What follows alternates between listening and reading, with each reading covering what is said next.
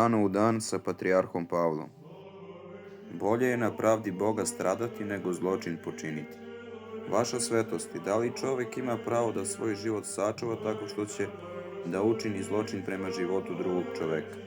Smatra se da čovjek ima pravo da ubije u samoodbrani.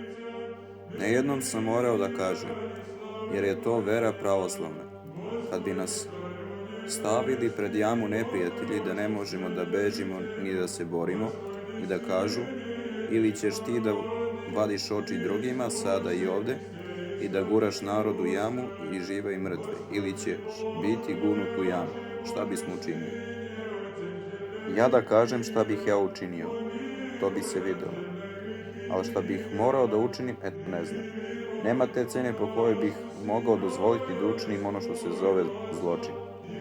Jer zločinac je svaki onaj koji čini zločin.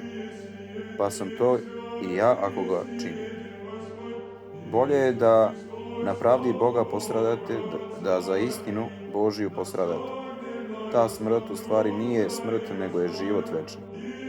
Ta glava će otići u ruke Boga živog, pred kojim su svi pravedni živi.